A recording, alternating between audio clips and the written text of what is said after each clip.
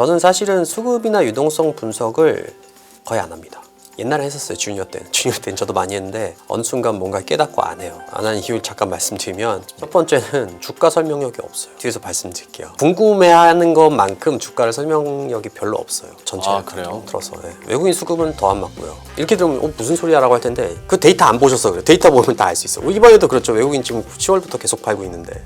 두 번째는 전망이 안 돼요. 트럼프 한 명도 못 읽겠는데 그 수많은 투자자들의 마음을 읽어서 막 살 거다, 이게 전 모르겠어요. 외국인이 최근에 한 4, 5개월 동안 60조 팔았잖아요. 그렇죠. 60조 넘게 팔았을 거예요. 최근까지 업데이트하면 엄청나게 역대급으로 팔았는데, 이게 한국을 비관해서 파는 거냐? 대답은 일단 아니에요. 그럼 향후에 외국인은 이제 추가 매도 안 할 거냐? 더 할 가능성이 높다고 봐요. 근데 이게 주식시장에 별로 영향이 없다. 제 세 가지를 이제 지금부터 증명해 볼게요. 네. 시장이 암울하다고 포기하시겠습니까? 4월 12일 이선영 대표가 생존 전략을 직접 들려드립니다. 예약은 고정 댓글을 참고하세요.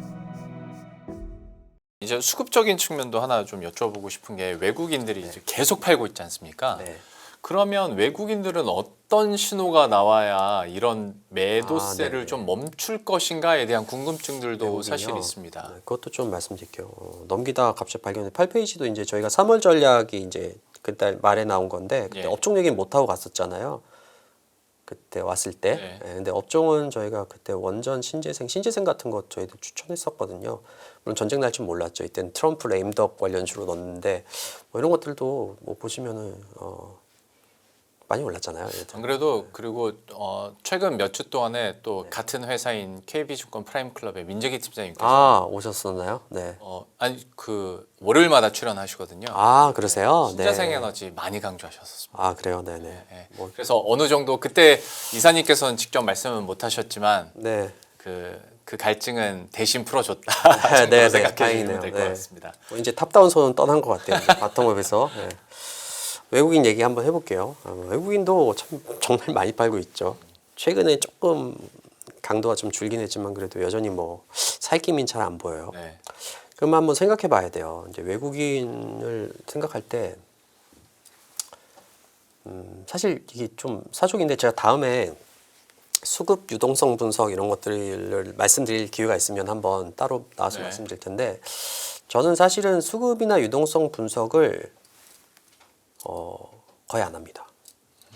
옛날에 했었어요. 주니어 때는 저도 많이 했는데 어느 순간 뭔가 깨닫고 안 해요. 안 하는 이유를 잠깐 말씀드리면, 어떤 걸 깨달으셨습니까? 첫 번째는 주가 설명력이 없어요. 뒤에서 말씀드릴게요. 궁금해하는 것만큼 주가를 설명력이 별로 없어요. 그러니까 외국인의 수급이 아니면 수급 전반. 외국인 수급이건 뭐건 다 수급 전체를 그래요? 들어서. 네. 외국인 수급은 더 안 맞고요. 뒤 차트로 보여드릴게요. 네. 두 번째는 이렇게 들으면 무슨 소리야 라고 할 텐데, 그 데이터 안 보셔서 그래요. 데이터 보면 다 알 수 있어요. 이번에도 그렇죠. 외국인 지금 10월부터 계속 팔고 있는데 주가가 그때 뭐 3천 후반, 뭐 네네. 4천 왔다 갔다 했었죠. 그리고 두 번째는 어느 순간 깨닫는 게 있어서, 뭐냐면은 전망이 안 돼요. 외국인이 살지 안 살지 이거를 그들의 마음을 읽어서 전망하는 게 그건 사실상 불가능한. 불가능하지 않나요? 그것도 한 명도 아니, 트럼프 한 명도 못 읽겠는데 그 수천만의, 뭐 수천만인지 모르겠지만 그 수많은 투자자들의 마음을 읽어서 막 살 거다, 이게 저는 모르겠더라고요. 뭐 그런 방법 아마 고안하신 분 있을 수도 있어요. 전 모르겠어요. 그래서 이거 모르겠다. 차라리 이거를 전망하느니 기업 실적 전망하고 통화 정책 전망해서 주가를 추론하는 게 더 쉽지 않나, 그런 생각해서 주니어 때는 많이 했지만 지금 안 해요. 근데 주니어 때 왜 많이 했냐? 사실 솔직히 얘기하면 이게 설명하기 되게 좋아요. 궁금하고 막 그렇잖아요. 그렇죠. 나중에 지나가면 왜 그랬냐? 외국인이 어떻게 해서 뭐 이러면 일단 쉽잖아요. 직관적이잖아요. 근데 사실은 지금 뭐 그렇진 않습니다. 그건 나중에 기회 되면 한번 말씀드릴게요. 그거 꼭 나중에 들어야 됩니까? 그거 데이터도 많이, 이제 전 데이터를 꼭 보여드리잖아요. 네네. 이그전 쓴 게 그림 물어보는 전략이 그런 생각을 했어요. 이게 차트로 증명되지 않으면 말할 수 없다. 그러니까 그냥 막 재밌게 얘기한다고 해서 외국인 파니까 어떻게 됐어요? 이건 데이터로 그럼 증명해줘. 네. 증명 안 되거든요. 그래서 증명을 할 수 있어야 된다. 그래서 이그전이에요. 그래서 차트 네. 중요. 그래서 그 약간 비트겐슈타인의 그 유명한 말 있잖아요. 말할 수 없는 것에 대해서 침묵을 지켜라. 그거를 좀 감명받아서 응용해서, 차트로 그릴 수 없는 거는 말하지 마라. 네. 차트로 그려도 사실은 컬레이션이 갑자기 바뀌어가지고 상관성이 틀리는 경우가 뭐 사실 아주 적지 않거든요. 가끔씩 있거든요. 제가 그래도 이제 애널리스트 뭐 전략 보면서 1위하고 이런 것들이 대부분 차트로 증명을 해서라고 저는 생각해요. 그래서 다음에 차트가 전 꼭 있어야 돼요. 차트 없으면 안 돼요, 저는. 어쨌든 딴 얘기지만 지금 그 외국인 수급 얘기할게요. 예. 네. 외국인이 최근에 한 4-5개월 동안 60조 팔았잖아요. 그쵸. 60조 넘게 팔았을 거예요. 최근까지 업데이트하면 엄청나게 뭐 역대급으로 팔았는데 이게 한국을 비관해서 파는 거냐? 대답하면 일단 아니에요. 그럼 향후에 외국인이 이제 추가 매도 안 할 거냐? 더 할 가능성이 높다고 봐요. 근데 이게 주식시장에 별로 영향이 없다. 이렇게 제 세 가지를 이제 지금부터 증명해 볼게요. 네. 잠시만요. 그 외국인 수급도 그러니까 별 영향이 없다. 이고 네. 원달러 환율이 1,500원대를 계속 상회하고 있어도 별 영향이 없다. 지금 이미 영향 없잖아요. 하반기 내내 원화 약세 갔는데 네네. 주가는 그 원화를 투자하시는 분들은 그게 되게 중요하겠죠. 그거에 대해서는 따로 또 분석을 해야겠지만 주식을 하는 입장에서는 중요하지 않죠. 물론 뭐 이제 워낙 뭐 달러 가치가 올라가면 달러 수익 근데 뭐 올라가 봐야 지금 1,400원에서 1,500원 간 거잖아요. 몇 프로? 10%도 안 되지 않나요? 뭐 이건 좀 민감하니까 제가 안 해봤으니까 넘어갈게요. 저는 이거 외국인 수급만 오늘 일단 얘기하겠습니다. 네. 그래서 이제 검은색 선이 외국인이 이제 60조쯤 팔았다는 건데, 그럼 한번 생각해 보자고요. 외국인이 팔았어요, 60조나. 그럼 외국인의 지분율은 줄었을까요? 늘었을까요? 뭐 줄어야 정상. 줄어 정상이죠. 예. 그 과거에도 굉장히 비슷하게 갔으니까 두 선이. 근데 최근 어떻습니까? 외국인 지분율이 거의 사상 최고치에서 거의 별로 내려오지도 않고 있어요. 매도하는 초기에는 오히려 사상 최고치를 뚫었죠. 이게 왜 이럴까? 이게 이제 중요한 거예요. 이게. 예. 물론 다른 설명들도 전 다 다른 분들의 설명도 뭐 나름 논리가 있다고 생각하지만 이제 저는 이런 식으로 한번 풀어볼게요. 예. 그럼 이거 왜 그런지 알기 위해서는 또 데이터를 살펴봐야 돼요. 네, 한번 볼게요. 어렵지 않습니다. 뭘 팔았는지 한번 보는 거예요. 외국인들 뭘 팔았나. 보시면 반도체 60조 팔았고 자동차 10조 팔았어요. 무슨 얘기냐. 전체가 60조 원을 팔았어요. 외국인이 코스피에서. 근데 그중에 70조가 반도체하고 자동차라는 거예요. 그럼 얘 두 업종 빼고 나면 오히려 10조 샀다는 얘기예요. 네. 그럼 비밀은 이제 다 풀렸죠. 얘는 풀린 게 아니라 단선 잡혔죠. 반도체와 자동차를 왜 파는지만 보면은 다 끝나는 거예요. 그렇죠? 네. 그럼 그걸 한번 본 거예요. 저도. 네. 반도체 왜 팔았을까요? 반도체는 하나의 특징이 있어요. 뭐냐면 애초에 외국인들이 가장 많이 들고 집중적으로 보유하고 있던 게 반도체였어요. 우리는 반도체를 많이 팔았죠. 그전에 반도체가 이렇게 올라가다 또 꺾이고 막 그랬었잖아요. 오히려 막 금융주 이런 것들이 막 되게 좋았고 네. 그 저게 상법 개정 막 이런 거 있을 때는. 그래서 반도체는 외국인들이 많이 보유하고 있는데 보세요. 어떤 일이 벌어졌냐면 외국인이 많이 보유하고 있었는데 갑자기 9월부터 폭등이 시작되는 거예요. 여기 코스피 상대 지수거든요. 그러니까 코스피보다 얼마나 더 세게 올랐냐요. 쭉쭉쭉쭉 올라가니까 어떻게 합니까? 완전 급등했잖아요. 그 이후로 주가 얼마 갔죠? 한 4-5배 이상 가지 않았나요? 하이닉스 이런 것들은. 그러면은 포트폴리오 내가 원래 많이 갖고 있었는데 걔가 막 주가 폭등하니까 비중이 이만큼이 돼버린 거예요. 그럼 포트폴리오의 안정성이 떨어지기 때문에 포트폴리오상 규정으로 정해져 있죠. 대부분 펀드들이. 네. 팔 수밖에 없게끔 되는 거예요. 그럼 그쪽에서 일부를 계속 팔아요. 근데 파는 속도보다 주가 오른 속도가 더 빠르면은 비중은 더 늘어난다는 거예요. 이게 무슨 얘기인지 한번 볼게요. 우리도 계좌에 만약에 뭐 특히 우리 부모님들이 삼성전자 이런 거 많이 갖고 있잖아요. 이만큼 갖고 있었어. 삼성전자. 나머지 막 이만큼 갖고 있었어요. 근데 주가 폭등했어요. 그러니까 너무 빨리 느니까 와 많이 먹었네. 그러면서 하루에 한 뭐 갖고 있는 거 1%씩만 팔아볼까? 근데 주가는 더 빨리 올라가잖아요. 네. 1%씩 팔면은 계좌가 줄어듭니까? 늘어납니까? 주가 폭등하니까. 그래도 늘어나죠. 그래도 늘어나죠. 그 얘기인 거예요. 반면에 이제 뭐 이렇게 투자를 잘못했으면 이제 개인들 중에 그런 분들은 많이 샀어도 안 오르면은 비중 계속 주는 거예요. 왜냐면 전체 코스피 막 이만큼 지금 거의 2-3배 늘었는데 내 건 10% 올랐어. 그럼 사실상 비중 줄어든 거죠. 엄청나게 사도. 네. 예, 그렇기 때문에 반도체를 그러면은 싫어해서 판 거냐? 싫어해서 판다는 것 자체가 좀 불가능하잖아요. 그렇죠. 외국인들은 뭐 갑자기 외계에서 와가지고 반도체 이익 나도 난 팔겠어. 안 좋아. 이렇게 볼 수가 없잖아요. AI 투자에 반도체 많이 쓴다고 거짓말이야. 이건 말이 안 되잖아요. 그게 아니라 이미 많이 들고 있기 때문에 리밸런싱을 위해서 팔 수밖에 없는 상황이었고 그럼에도 불구하고 비중이 굉장히 커진 거죠. 딱 그 부분에서 이제 개인 투자자들이 느낀 괴리가 설명이 되는 것 같아요. 외국인들이 반도체에 대해서 지속적으로 팔고 있음에도 불구하고 리포트는 목표 주가 상향이 됐든지 긍정적인 전망들이 많이 나왔었잖아요. 네. 거기에 대해서 사실 그 순간에는 개인 투자자분들도 플레이랑 리뷰 의견이랑 너무 다른 거 아니야라고 얘기 그렇죠. 불면소를 네. 많이 했었는데 결국 저 포트 비중 차이 때문에 기계적인 매도라고 생각한다면 실제로 외국인 투자자를 만나보면은 팔고 싶어 하는 사람 없어요. 안 팔고 싶은데 어쩔 수 없어요 이러면서 파는 거지. 네. 외국인이라고 메모리 반도체 그게 왜 AI에 필요해? 이런 사람이 어디 있겠어요. 그렇죠? 그쵸. 그럴 리가 없다. 다 똑같아요 마음은. 네. 더 사고 싶은데 막 이런 피드백이 되게 많아요. 자동차 넘어가 볼까요? 네, 자동차도 많이 팔았죠. 시총 대비로도 정말 많이 팔았어요. 근데 자동차도 마찬가지예요. 원래 외국인들이 많이 들고 있었기 때문에 비슷한 논리가 적용이 되는데 특히 여기는 가치 투자자, 밸류 펀드라고 해요. 가치 투자자 있잖아요. 쌀 때 사서 비싸면 판다. 이런 투자들이 되게 많이 들고 있었어요. 해외는 이제 밸류 펀드들이 굉장히 많거든요. 근데 여기 자동차 업종 PER을 제가 그려놨지만 불과 작년 하반기만 해도 4배가 안 됐어요. PER이. 엄청 쌌어요. 외국인 투자자한테 이게 웬일이야? 너무 싸네? 이러면서 막 엄청 계속 사고 있었던 거예요. 언젠가 오르겠지 하면서. 근데 오르긴 올랐어요. 근데 뭘로 올랐냐 아시겠지만 엉뚱하게 로봇 테마에 붙어가지고 테마주로 폭등했어요. 특히 연초에 CES에서 그 뭐죠 보스턴 아틀라스. 다이내믹스 아틀라스가 공개되면서 야 대박 하면서 급등했어요. 네. 그럼 밸류 투자자는 가치 투자자는 어떻게 하겠습니까? 주가 지금 4-5배 이상 올랐어. 당연히 팔아야 되는 거 당연히. 싫어서 한국 너무 미워 이거 절대 안 돼. 막 난 로봇은 믿지 않겠어. 막 이래서 판 게 아니라 네. 팔 수밖에 없는 환경인 거예요. 그렇게 되면 당연히 이게 웬 떡이냐 하면서 파는 거죠.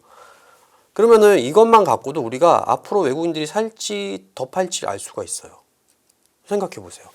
우리 삼성전자 이런 것들 뭐 하이닉스 뭐 현대차 이런 거 더 올라요. 그럼 지분율 더 올라갈 거 아니에요. 네. 그럼 또 리밸런싱 필요하잖아요. 팔겠죠. 이만큼 팔아도 지금 여기 조금 떨어졌잖아요. 더 팔아봐야 뭐 30, 한 4%, 5%까지밖에 안 떨어질 거 아니에요. 예전 평균 정도? 네. 그럼 팔 수도 있잖아요. 리밸런싱 위해서. 그러면 생각하면 외국인들 추가 매도를 할 수도 있겠구나. 라고 우리가 추론을 할 수 있는 거예요. 그럼 원달러도 생각보다는 빠른 속도로 떨어지진 않을 수도 있겠구나. 이렇게 우리가 추론을 할 수가 있는 거죠. 어떤 얘기인지 아시겠죠? 네. 네. 근데 마지막 결론 하나 더 할게요. 근데 그게 안 중요해. 왜 안 중요해? 이걸 보여드릴게요. 13페이지. 이것도 차트를 보시면 돼요. 그냥 관념적으로 외국인이 파네 안 좋다 이게 아니라 한번 생각해 볼게요.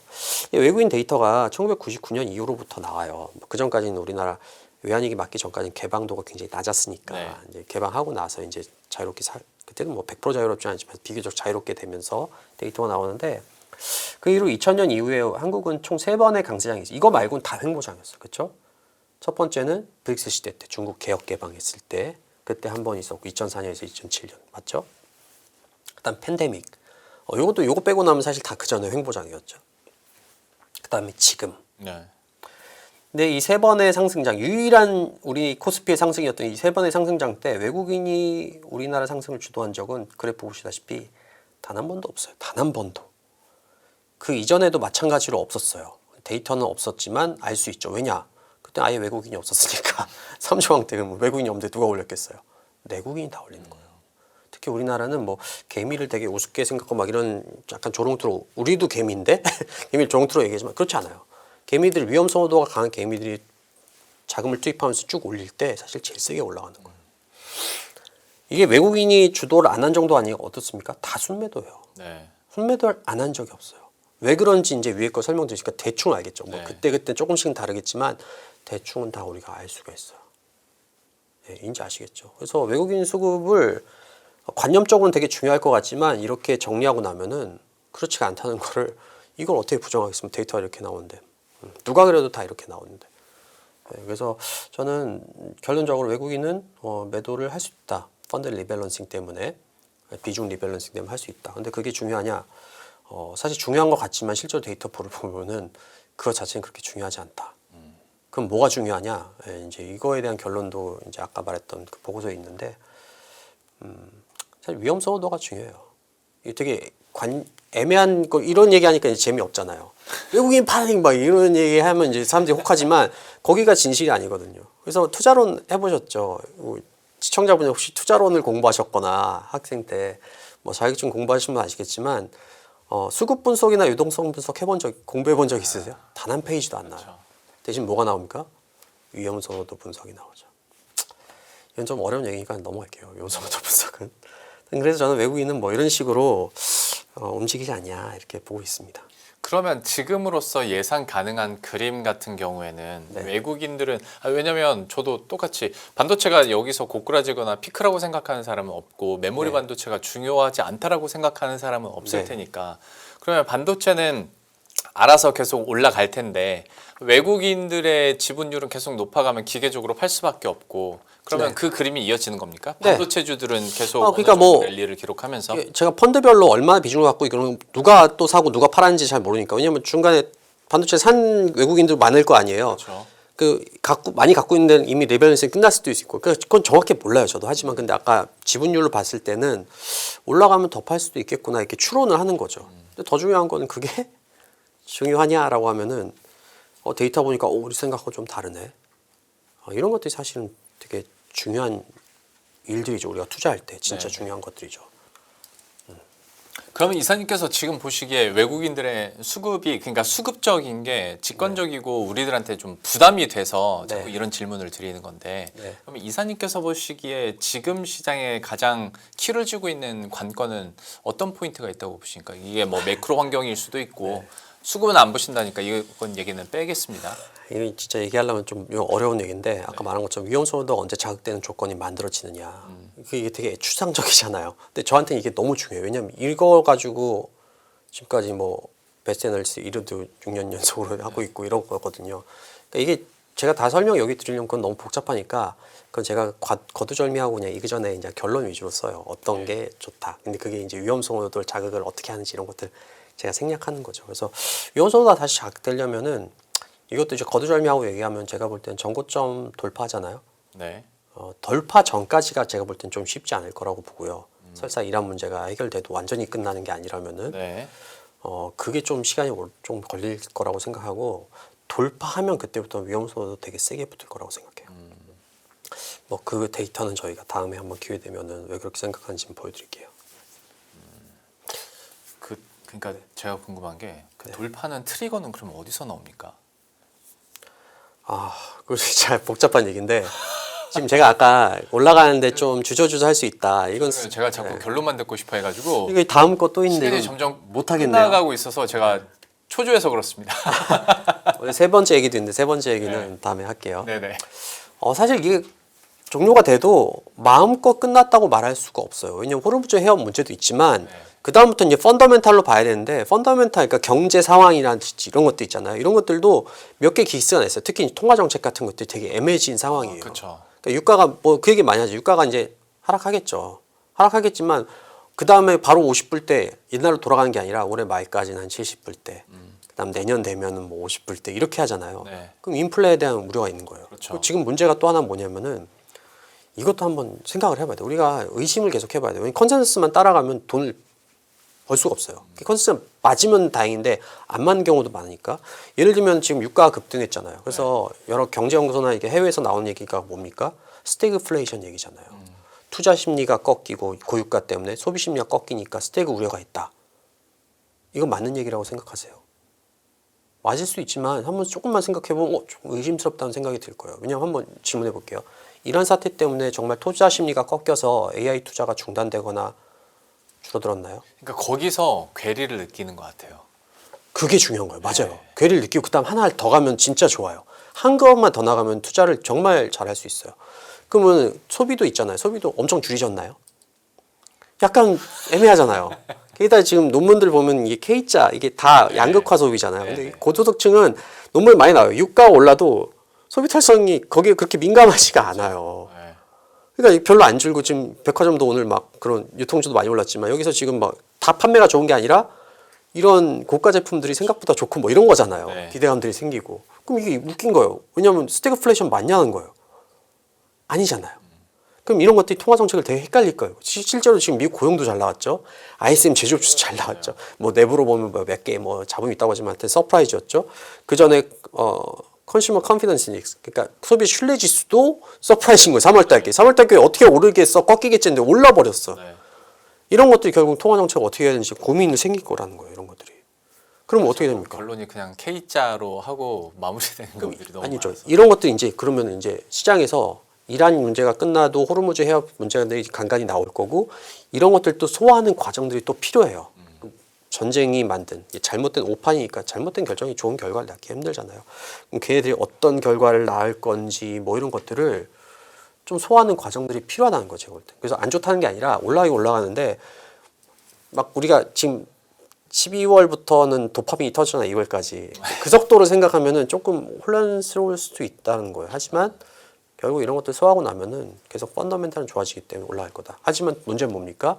그 이후도 한번 생각해 봐야겠죠. 유가는 높아졌는데 이 소비 심리나 이게 여전히 강하고 안 꺾였어요. 그럼 단기적으로 좋죠 이게. 좋지만 결국엔 그래서 올해 말이나 내년 초 가면은 연준은 어떤 생각하겠어요? 성장률은 한 3, 4%예요. 근데 물가도 한 3, 4%야. 그럼 명목 성장률이 막 7에서 8%예요. 근데 연준 금리는 막 3%대야. 어떤 생각하겠어요? 올려야죠. 뻔하죠. 그러면 아까 말했듯이 제가 하반기에 잘은 모르지만 조정이 또 가을쯤에 있을 거다. 과거에 그런 패턴이다 이런 얘기했잖아요. 그때 또 그거 보면 돼요. 그럼 또 우리가 피할 수 있는 거예요. 이게 되게 중요하죠. 왜냐하면 우리 이번에도 저희가 이거 하고 이제 매도콜을 했었거든요. 이그전에서 그거 잘 해서 바닥에서 5,300에서 샀으면은 사실 되게 오히려 이 사태가 땡큐인 거잖아요.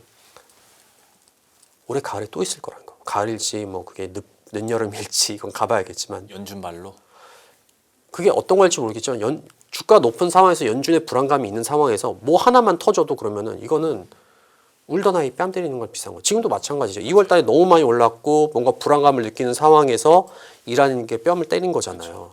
물론 그런 것들이 이런 것들이 이란 사태를 날지 모르겠지만 그렇게 해서 우리가 피할 수 있는 거고 그때도 이제 그럼 얼마나 하락할 거냐. 이거 똑같은 거 또 쓸 거예요. 저는 하나의 이제 그때 막 상황에 따라서 덧붙인 논리보다는 계속 관통해서 설명할 수 있는 그런 걸 만드는 거 되게 좋아하거든요. 그때도 마찬가지예요. 그럼 얼마나 올랐는지 각도 보고 각도 이제 계산할 수 있잖아요.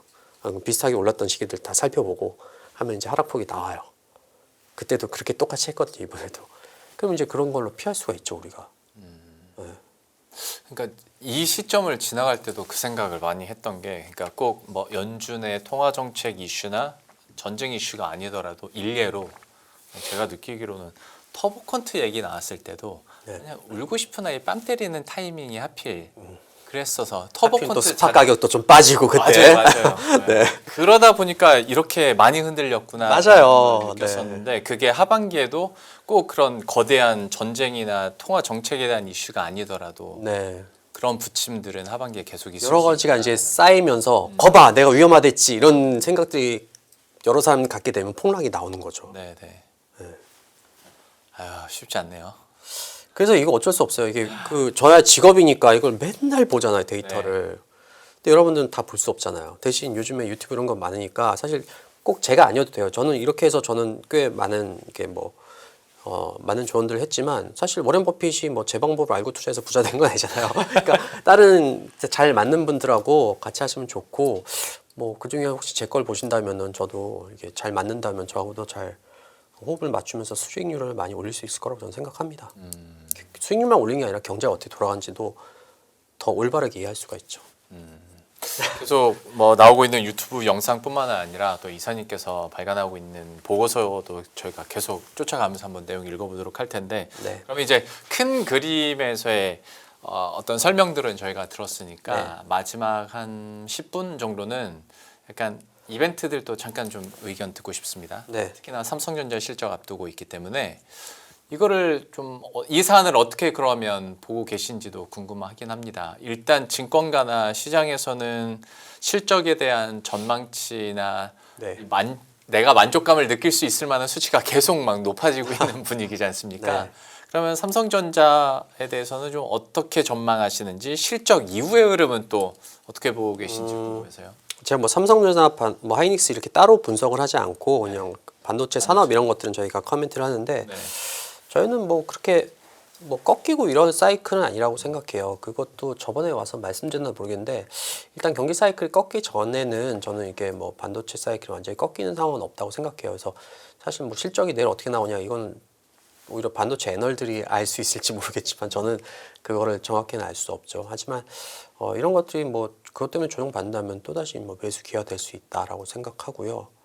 뭐 이번에 저 터보컨트 이런 것도 잡으면 될 수 있다고 생각해요. 또 4월 23일 날 브라질에서 공개인가요? 제가 알기로는 학회에서 그것도 이제 지켜볼 필요는 있어요. 왜냐하면 저는 이게 뭐 엄청나게 꺾을 거라고 생각은 전혀 안 하지만 이럴 수는 있죠. 예를 들면 뭐 우리 입장에서 반도체 가격 오른 게 좋잖아요. 네. 막 응원하고 더 올라라 막 꺾이면 어떻게 왜 꺾이지 막 이러는데 반대로 이걸 투자하는 AI 업체 입장에서는 마이크로소프트라든지 메타 입장에서는 정말 미워요. 그것 때문에 찾아봤어요.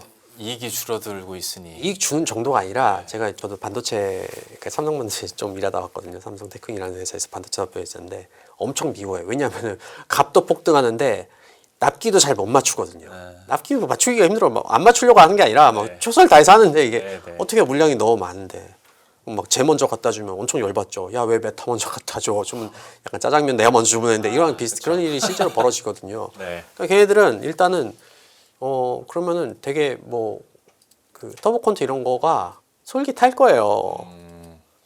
걔가 제발 나를 구원해 줄 수 있었으면 뭐 이런 생각 할 거예요. 그러니까 그 전에는 약간 보수적으로 대응할 수 있다고요. 물론 그게 이제 까보면 걔들도 큰 아마 빅테크들 기업들도 큰 뭐 기대는 없을 거고 실제로 이제 전문가들 의견 들으면 크게 이제 그건 없다라고 하니까 그럼 조정받으면 어떻게 하겠습니까? 그것 때문에 그게 또 매수 기회인 거예요. 그래서 저는 사이클은 올해 뭐 가을 겨울쯤 돼야 꺾일 거라고 생각하거든요. 매크로 사이클은. 그 전까지는 저는 괜찮지 않을까 반도체에 대해서는 그런 전반적인 뷰를 갖고 있고요. 당장 뭐 한 달 뭐 이렇게는 사실 잘 모르겠는데 좀 흔들린다면 좀 기회가 될 수 있지 않을까 그 정도 뷰를 갖고 있습니다. 근데 그럼 결과적으로 그래도 반도체주는 그러면 네. 국내 외국인과 기관이 주가는 이끌어 가야 되는 거네요. 앞에 논리를 봤을 아니요 때. 그렇진 않아요. 그 위험성도가 센 자금이 사면 되는 거예요. 제가 하나 재밌는 얘기 맨날 하는데 외국인이 팔고 뭐 기관이 사고 이런 것들이 크게 중요하지 않다고 보는 게 항상 매수와 매도는 항상 똑같이 일치할 수밖에 없어요. 단 이런 차이도 없이 네. 매초, 매분, 매순간. 네. 그렇기 때문에 누가 더 샀냐는 없어요. 더 산 게 아니라 그러면 누군가 더 팔았기 때문에 똑같이 사람이 있으니까 산 똑같죠. 거고. 네. 그럼 무슨 결과 남냐? 아까 그 고리타분한 위험 선호도 얘기했지만 얼마나 위험 선호도가 높은 애가 샀냐가 중요한 거예요. 예를 들면은 뭐 압구정 아파트 제가 자주 얘기하는데 압구정 아파트가 막 주가 가격이 막 폭등했었잖아요. 지난 5, 6년 동안. 근데 100억짜리를 온 국민이 사겠다고 유동성을 거의 몰아놨냐? 그런 거 아니잖아요. 그거 살 수 있는 사람 몇 명 없어요. 근데 어떻습니까? 호가 누가 똥 덮여요. 오를 것 같아요. 높여. 근데 이거 따라 잡아야 될 거예요. 호록 잡아먹죠. 거래량도 몇 개 없어. 이게 가격의 메커니즘이에요. 주식도 똑같아요. 뭐 누가 그러면서 저희가 뭐 그 압구정동의 아파트나 반포의 아파트 오를 때 수급 주체가 궁금해 보신 적 있으세요? 그렇죠. 호가가 중요하죠. 그렇죠. 그 심리가 지금 더 사고 싶어 하냐? 네. 이거냐? 이게 중요하잖아요. 사실 주식도 가격 메커니즘 다 똑같아요. 네. 다음에 뭐 기회 되면 한번 말씀드릴게요. 알겠습니다.